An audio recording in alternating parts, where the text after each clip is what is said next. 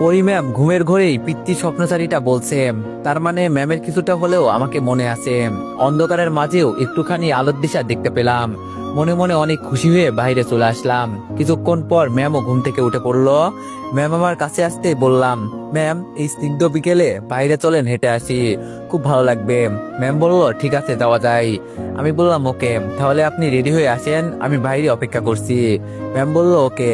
বলেই ম্যাম ভিতরে চলে গেলেন আর কিছুক্ষণের মধ্যেই রেডি হয়ে আসলেন। আজকে ম্যাম 8 মাস পর আবার সেই শাড়ি পরেছে। আমার বুকের ভেতর কেমন যেন ধকধক করে উঠলো, একটা ছন্দপতন হলো যেন হৃদয়ে। এই তো সেই ম্যাম, যাকে দেখার জন্য আমি একসময় ঘন্টার পর ঘন্টা দাঁড়িয়ে থাকতাম। ম্যামকে দেখে আমি হাঁ করে তাকিয়ে আছি। ম্যাম আমার কাছে এসে বলল, কি হলো, এরকম হাঁ করে তাকিয়ে আছো কেন? আমি বললাম, কিছু না ম্যাম, চলেন। ম্যাম বলল, চলো। বলেই আমরা বেরিয়ে পড়লাম হাঁটতে। আমরা কিছুক্ষণ চুপচাপ হাঁটলাম, কেউ কোনো কথা বলছি না। বাতাসে হালকা সন্ধ্যার গন্ধ। সেই সময় হঠাৎ ম্যাম আমার দিকে ফিরে বললেন, রাকিব। আমি বললাম, জি ম্যাম। ম্যাম বলল, তোমাকে আমার কেন জানি খুব স্পেশাল কেউ লাগে। আমি বললাম, হয়তো কখনো সেটাই ছিলাম। ম্যাম বলল, কি, বুঝলাম না। আমি বললাম, না কিছু না। ম্যাম বলল, রাকিব, আমি তোমার হাতটা একটু ধরতে পারি? আমি অবাক হয়ে ম্যামের চোখের দিকে তাকালাম। সেখানে ভয় নেই, ছিল কেবল একটুখানি ভরসা খোঁজার তৃষ্ণা। আমি বললাম, অবশ্যই ধরতে পারেন ম্যাম, আমি সব সময় আপনার পাশে আছি। পরি ম্যাম আস্তে করে আমার হাতটা ধরলেন। হাতটা যেন ঠান্ডা, অথচ সেই স্পর্শে আমার শরীর কেঁপে উঠলো। তবে আমি কোনো শব্দ করলাম না, শুধু অনুভব করলাম সময় যেন থমকে গেছে। কিছুক্ষণ এভাবে ম্যামের হাত ধরে হাঁটলাম। সন্ধ্যার বাতি আস্তে আস্তে জ্বলতে লাগলো। তাই আমি ম্যামকে নিয়ে একটু পরেই বাসায় চলে আসলাম। এসে ফ্রেশ হয়ে ম্যামের রুমে আসলাম। এসে দেখি ম্যাম তার নিজের রুমে নেই। আম্মুকে জিজ্ঞেস করতেই উনি বললেন, ম্যাম ছাদে গেছে। তাই আমিও দেরি না করে ছাদে চলে আসলাম। ছাদে এসে দেখি ম্যাম নিজের ফোন নিয়ে কি যেন দেখছে। ম্যামের হাতে ফোন দেখে আমার মাথাতেও একটা বুদ্ধি আসলো। আমি আর ম্যামের কাছে গেলাম না, একটু দূর থেকেই আমার সেই পুরোনো ফেক আইডি ছদ্মবেশী কবিতে লগ ইন করলাম। ইনবক্সে ঢুকে দেখি ম্যামের আইডি অ্যাক্টিভ দেখাচ্ছে। তার মানে ম্যাম এই আইডিতেই ঢুকে কি জানি দেখছে।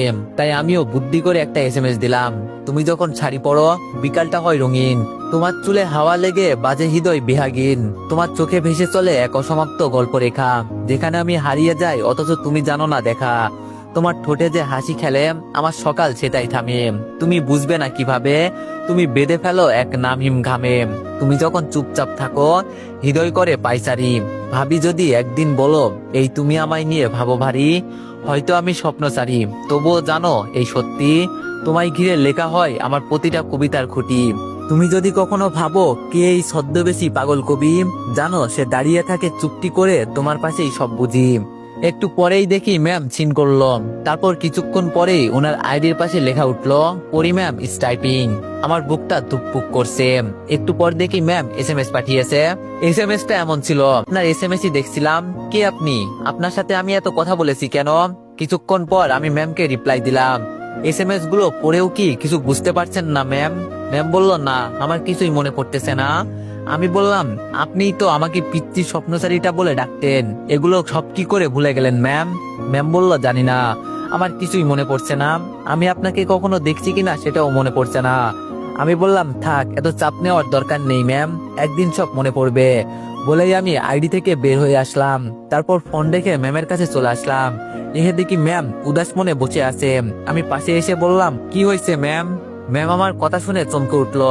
তারপর আমার দিকে তাকিয়ে বলল, আচ্ছা এই ছদ্মবেশী কবিটাকে, আমি তার সাথে এত কথা বলেছি কেন? আমি বললাম, আপনি কি শুনতে চান ম্যাম? ম্যাম বলল, শুনতে চাই সে কে? আমি বললাম, আপনার একজন ছাত্র ছিল সে, আপনি একজন শিক্ষিকা, আপনাকে সে অনেক ভালোবাসতো আর লুকিয়ে লুকিয়ে আপনাকে এসএমএস করতো, তার খোঁজ লাগানোর জন্য আপনি আবার আমাকে জানিয়েছিলেন, অবশেষে আপনিও তাকে অনেক ভালোবাসতেন, কিন্তু হঠাৎ আপনার একটা অ্যাক্সিডেন্ট হয় আর সবকিছু তছনছ হয়ে যায়। ম্যাম বলল, তুমি যেগুলো বললে আমার কিছুই তো মনে পড়ছে না। আমি বললাম, ম্যাম এত মানসিক চাপ নিবেন না, না মনে পড়লেও কোনো ব্যাপার না, এখন রুমে চলেন, এখানে এত রাতে থাকা ঠিক না। বলেই আমি ম্যামকে নিচে নিয়ে আসলাম। নিচে নেমে আসার সময় ম্যাম চুপচাপ ছিলেন, আমি পাশে পাশে হেঁটে যাচ্ছিলাম, মাঝে মাঝে চুপি চুপি তাকাচ্ছিলাম ওনার দিকে। উনার মুখে একটা অদ্ভুত নীরবতার ছায়া ফেলেছে, মনে হচ্ছিল উনি অনেক কিছু ভাবছেন কিন্তু নিজের সাথে যুদ্ধ করছেন। ঘরের দরজা খুলে ম্যাম ভিতরে ঢুকে বসলেন সোফায়। আমি একটু পানি এনে ওনার সামনে রাখলাম। আমি বললাম পানি খান ম্যাম, মাথা ব্যথা করলে একটু বিশ্রাম নেন। ম্যাম ধীরে ধীরে পানির গ্লাসটা হাতে নিলেন, এক চুমুকে খেয়ে বললেন, তুমি বলেছিলে আমিও তাকে ভালোবাসতাম, এটা কি সত্যি? তো এভরিওয়ান, তোমাদের কাছে আজকে আমার একটাই রিকোয়েস্ট, তোমরা যে যেখান থেকে ভিডিওটি দেখছো না কেন, সবাই কমেন্টে #VoiceOfDipu লিখে দিও। আমি বললাম, হ্যাঁ ম্যাম, আপনি তাকে অনেক ভালোবাসতেন, আপনার চোখে তখন প্রেম ছিল, আর এখন হয়তো স্মৃতির কুয়াশা। ম্যাম চুপ করে রইলেন কিছুক্ষণ, তারপর হঠাৎ বললেন, আমি কি এখনো তাকে ভালোবাসি? আমি থমকে গেলাম, চোখে চোখ পড়লো ওনার। সেই চোখে ছিল একরাশ দ্বিধা, কিন্তু গভীরে লুকানো কিছু একটা, হয়তো ভালোবাসার আবছা ছায়া। আমি বললাম, আমি জানি না ম্যাম, তবে সে এখনো আপনাকে আগের মতোই ভালোবাসে, ঠিক আগের মতো। আমি ম্যামকে বেশ চিন্তিত দেখলাম, মনে হচ্ছে মানসিক চাপ নিচ্ছে। তাই আমি শান্ত করার জন্য বললাম, ম্যাম ওইসব বাদ দিন, কাল আপনাকে একটা জায়গায় নিয়ে যাব, আপনার হয়তো কিছু মনে পড়বে। ম্যাম বলল, আচ্ছা ঠিক আছে। আমি বললাম, আচ্ছা খেতে আসুন। ম্যাম বলল, না খেতে ইচ্ছে করছে না।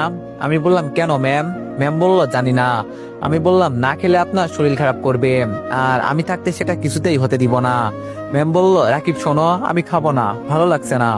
আমি ম্যামের কোনো কথা না শুনে রুম থেকে বাইরে আসলাম, তারপর ম্যামের জন্য খাবার নিয়ে আবার ওনার রুমে চলে আসলাম। তারপর আমি নিজেই ম্যামকে খাইয়ে দেওয়ার জন্য বললাম, হা করেন ম্যাম।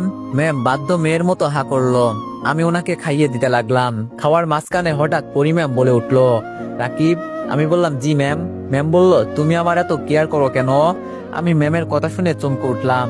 তারপর বললাম, আপনি আমাদের মেহমান, তো তাই কেয়ার তো করতেই হবে, তাই না? ম্যাম আর কিছু বললো না। তারপর ওনাকে খাইয়ে দিয়ে আমি টেবিলে এসে নিজেও খেয়ে নিলাম।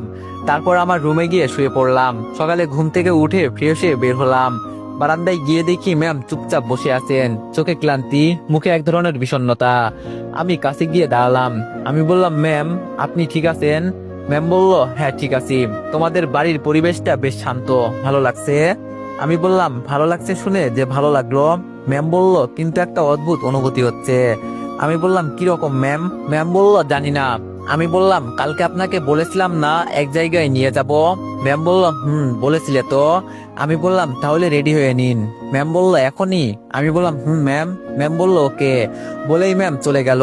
আমিও আমার রুমে গিয়ে একটা পাঞ্জাবি পরে নিলাম। তারপর ম্যামের জন্য নিচে এসে অপেক্ষা করতে লাগলাম।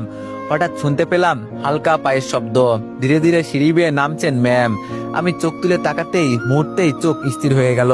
শাড়ি পরে নামছেন উনি, হালকা বেগুনি রঙের সুতি শাড়ি, সাদা পাতলা ব্লাউজ, কানে ছোট ঝুমকা, খোলা চুল সামান্য এলোমেলো হয়ে কাঁধে পড়ে আছে। একেবারে